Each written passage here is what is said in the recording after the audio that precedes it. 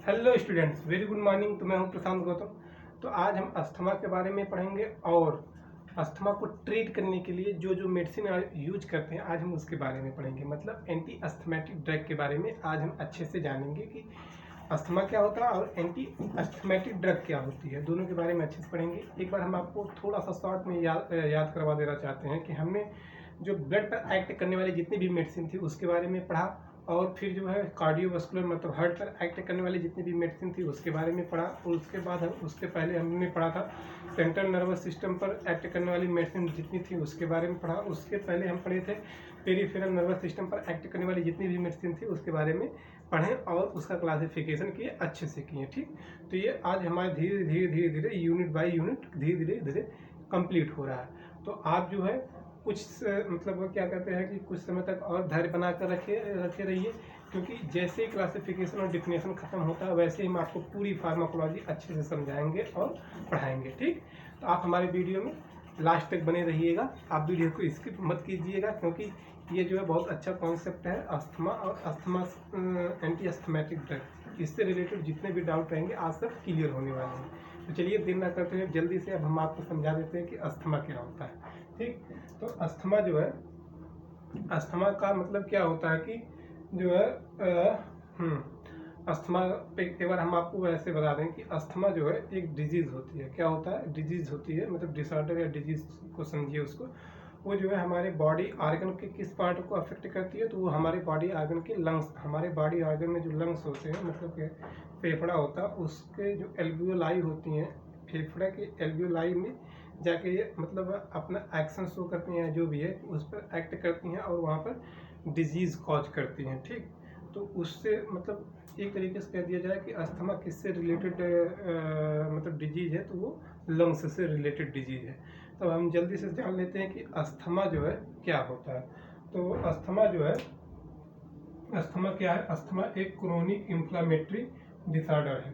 ठीक, क्या है? Chronic inflammatory disorder. इन्फ्लामेटरी मतलब इन्फ्लामेशन कर देना। इन्फ्लामेशन का मतलब वहाँ पर फ्लूइड जो मतलब सरफेस एरिया है वहाँ पर फ्लूइड एक्यूमुलेट होने लगते हैं, जमा होने लगते हैं।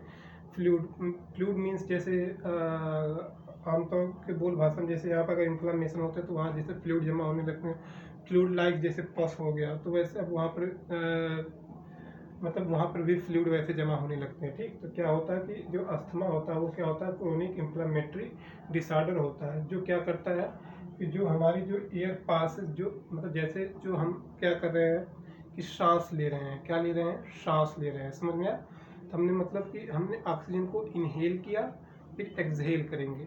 इनहेल किया, इनहेल किया फिर एक्सहेल किया। ठीक, मतलब ऑक्सीजन आती है फिर निकलती, मतलब ऑक्सीजन आती है, CO2 निकलती है। तो क्या होता है कि जो हमारा जो ये ट्रैकिया होता है, ये ट्रैकिया होता है। ठीक, समझ में आया? क्या होता है ये? मतलब ये ऐसे ऐसे ट्रैकिया जो बना होता है ना, ऐसे ही ये जो ट्रैकिया जो बना होता है, तो ये जो है इसके जो ये वाला जो मतलब ये जो इनर वाल है, ये जो है जाके ये कॉन्ट्रैक्ट हो जाती है। मीन्स इसकी जो डायामीटर है, ये डायामीटर है, ये कम हो जाता है। ठीक, डायामीटर कम हो जाता है मीन्स जब डायामीटर कम हो जाएगा कि जैसे किसी क्षेत्र की कैपेसिटी जो है, अगर किसी क्षेत्र में मतलब क्या कहते हैं किसी एरिया में अगर पूरी, वैसे ओरली नहीं समझ में आ पा रहा होगा, अगर मान लीजिए अगर हम यहाँ से अगर यहाँ से नॉर्मली अगर क्या हो रहा है कि एयर का ट्रांसपोर्टेशन हो रहा है। ठीक, ऑक्सीजन और CO2 अगर निकल रही है और आ रही है। ठीक, निकल रही है और आ रही है। ठीक, और अगर हम इसी का जो ये डायामीटर अगर इसको कम कर दें तो ये प्रॉपरली ऑक्सीजन आएगी या प्रॉपरली CO2 निकल पाएगी? नहीं निकल पाएगी, क्योंकि इसका डायामीटर हो गया कम। मतलब कि ये जितना एरिया है यहाँ से यहाँ तक का एरिया और उसका आधा हो गया। ठीक, तो अच्छे से नहीं आ पाएगी। ठीक, तो आप समझे क्या होता है अस्थमा? तो अस्थमा तो सॉरी अभी आप कैसे समझे होंगे। तो अस्थमा जो है क्या होता है कि अस्थमा एक क्रोनिक इन्फ्लेमेटरी डिसऑर्डर होता है जो क्या कहता है कि नारो कर देता है। नारो मतलब पतला। ठीक, कोई वॉल्यूम इसका इतना है, मतलब कि एक प्रकार से समझिए कि अरे चलिए ठीक बता रहा हूँ कि जैसे ये नॉर्मली फेज में ऐसे है, ठीक, नॉर्मली फेज में ये जो ट्रैकिया है ये कुछ ऐसे इस प्रकार से है। और जब ये बीमारी होती है, मतलब डिजीज जब होती है, तब ये क्या हो जाता है, तब ये और पतला हो जाता है, ठीक, ये और पतला हो जाता है। मीन्स ये एक नॉर्मल कंडीशन है, ये क्या होता है, ये नॉर्मल कंडीशन है।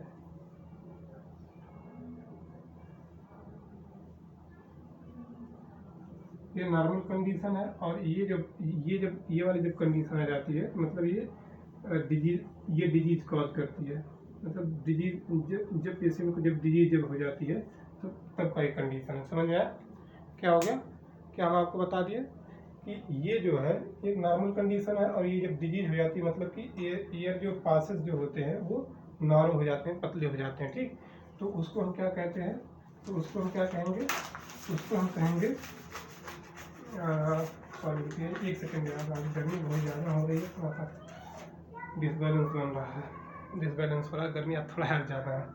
तो अस्थमा एक क्रोनिक इन्फ्लेमेटरी डिसऑर्डर होता है। वो क्या कर देता है कि वो हमारे मतलब जो हमारी जो एयर पासेस होती हैं, यहाँ से एयर पास होती हैं, वो नैरो हो जाती हैं, जिसके वजह से इंक्रीज म्यूकस सिक्रेशन, मतलब कि वहाँ पर जितने जो म्यूकस होती है, म्यूकस का मतलब जैसे जो कफ जो जमा नहीं हो जाते हैं, कफ का मतलब जैसे जुकाम वगैरह होता है तो कफ एक्यूमुलेट होते हैं ना, तो वो उस सरफेस एरिया पे, मतलब कि उसके ट्रैकिया पे जाके पूरे एक लेयर बना देते हैं और उसके जो डायामीटर को और पतला कर देते हैं। तो जब डायामीटर को और पतला कर देंगे तब जो है उस सिचुएशन में जो है क्या होने लगता है, ब्रांकोस्पाज्म होने लगता है, ठीक। क्या होता है, ब्रांकोस्पाज्म का मतलब कि आदमी गहरी सांस लेता है, जैसे ऐसे, मतलब इस प्रकार से, मतलब उसकी गहरी सांस हो जाएगी। एक बार सांस करके लेगा, फिर आवाज़ फिर मतलब रिलीज करेगा, तो उसमें एक आवाज़ आती है, ऐसे आवाज़ आती है, मतलब उसको ऐसी परेशानी होती है, ठीक। आप अच्छे से समझ पाए होंगे। सीधा आप अब इसका कॉन्स्टेक्ट मतलब एक कंक्लूजन समझिएगा कि अस्थमा एक लंग्स से रिलेटेड डिजीज है, जो हमारी जो कि क्रोनिक डिसऑर्डर होती है, वो जो है एयर जो पास हो रही होती है उसको नैरो कर देती है, मतलब नैरो करने का मतलब और पतला कर देती है, और पतला करने के बाद जो है जो इंक्रीज वहाँ पर जो म्यूकस होते हैं वहाँ पर बढ़कर जो है, मतलब जो म्यूकस का जो सिक्रेशन होता है वहाँ पर इंक्रीज हो जाता है। जैसे म्यूकस का सिक्रेशन इंक्रीज होगा तो एयर का पासेज, मतलब एयर का आउटगोइंग जो है अच्छे से नहीं हो पाएगा, आउटगोइंग इनकमिंग अच्छे से नहीं हो पाएगा। तो वो कभी कभी जो है बहुत खींच कर लेना पड़ेगा, मतलब अच्छे से नॉर्मल सिचुएशन में जैसे हम आप सांस ले रहे हैं वैसे नहीं लेते हैं, जैसे सांस फूलती है, जैसे लग रहा होता कोई गला दबा रहा है, ठीक। तो जैसे आपको अगर रियलाइज करना हो तो 2 सेकंड के लिए या कुछ समय के लिए अपनी नाक और मुंह बंद कर लीजिए और 10 सेकंड तक बंद कर लीजिए। अब आपको जैसा एहसास होगा वैसे जो है अस्थमेटिक पेशेंट को भी एहसास होता है, ठीक। उसमें जो है ये मोस्ट कॉमन जो है क्या कहते हैं, मोस्ट कॉमन जो सिम्टम्स दिखते हैं उसमें ब्रांकोस्पाज्म होते हैं, ठीक। अब जो है ये मेडिसिन जो 2-3 मेडिसिन जो है हम सब यूज करते हैं, एक होता है फोराकोट इनहेलर, ठीक, एक होता है सेरोफ्लो।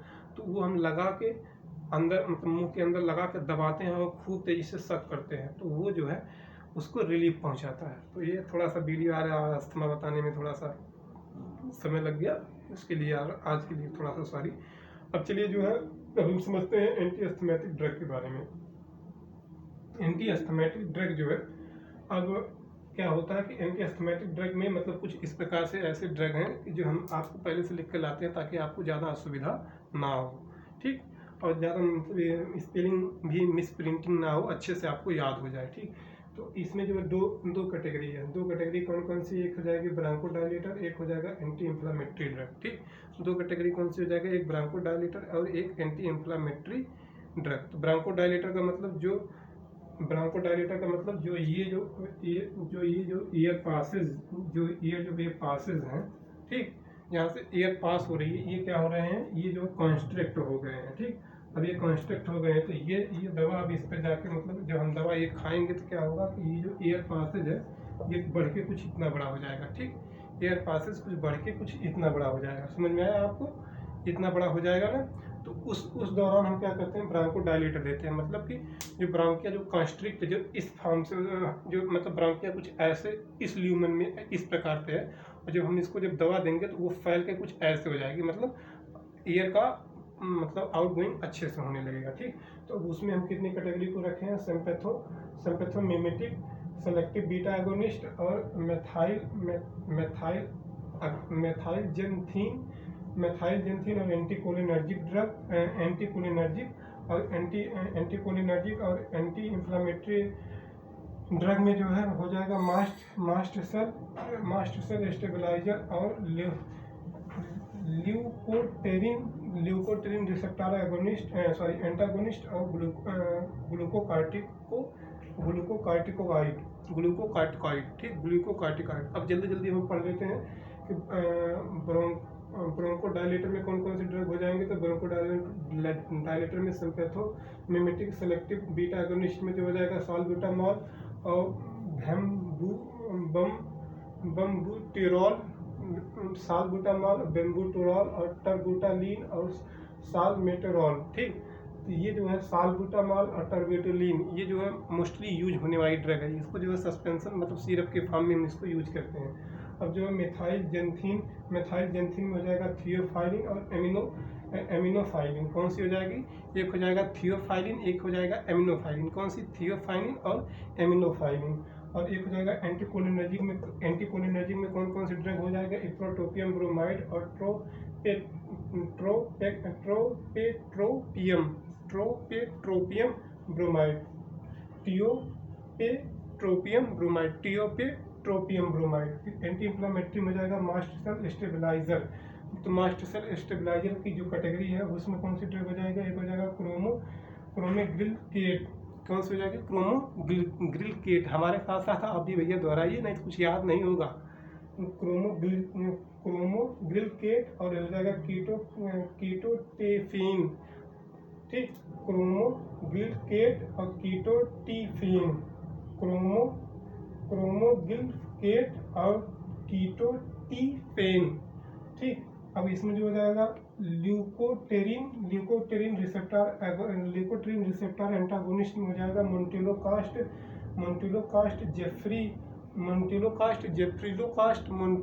जेफ्रिलोकास्ट। ये जो मोन्टेलोकास्ट है ये बहुत ज़्यादा प्रचलन में आने वाली दवाइयाँ हैं। ठीक, मोन्टेलोकास्ट एलसी एंटी इंफ्लामेटरी, लियोसिट्राजिन,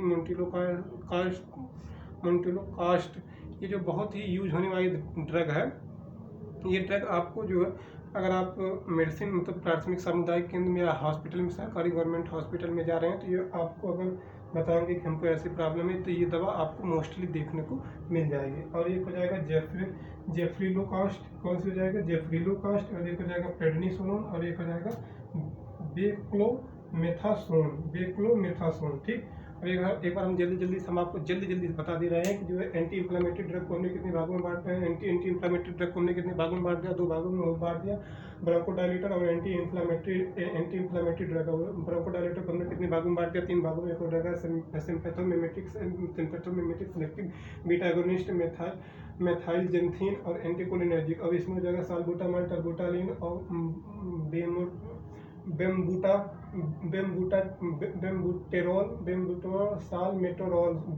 सालमेटेरॉल। और इसमें मेथाइलजेंथीन में हो जाएगा थियोफाइलिन, एमिनोफाइलिन और एंटीकोलिनर्जिक हो जाएगा इप्रोटोपियम ब्रोमाइड और टियोपेट्रोपियम ब्रोमाइड। और जो है एंटी इंफ्लामेटरी ड्रग में हो जाएगा मास्ट सेल स्टेबलाइजर में हो जाएगा क्रोमोग्राइलस्केट,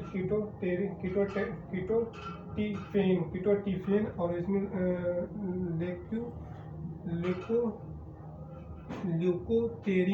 ल्यूकोट्रीन रिसेप्टर एंटागोनिस्ट में हो जाएगा मोन्टेलोकास्ट और जेफ्रिलोकास्ट। और जो जेफ्रिलोकास्ट हो जाएगा। ग्लूकोकार्टिकॉइड में हो जाएगा प्रेडनिसोलोन और बेनक्लोमेथासोन।